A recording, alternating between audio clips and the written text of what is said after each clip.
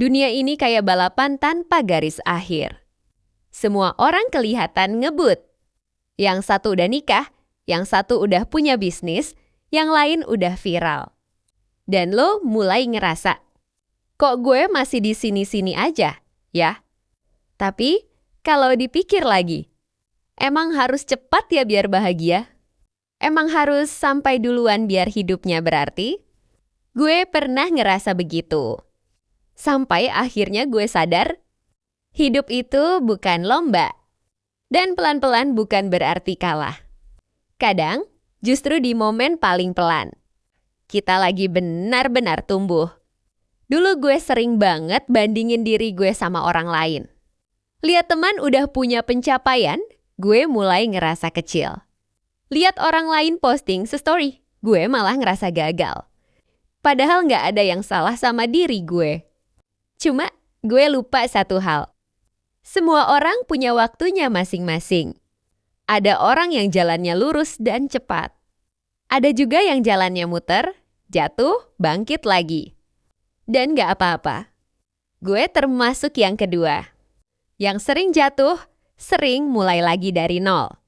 Dan di setiap jatuh itu, gue belajar sabar.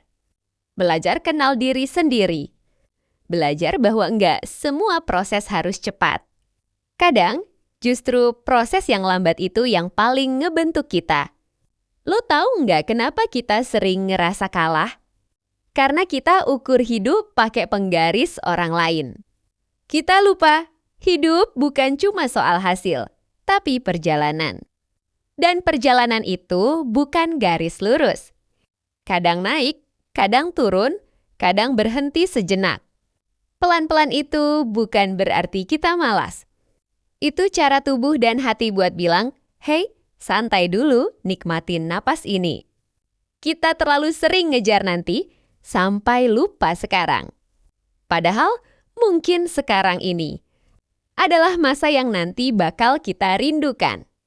Kita sering ngira hidup harus besar, keren, dan kelihatan produktif.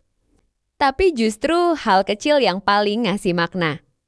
Bangun pagi dan nyium aroma kopi.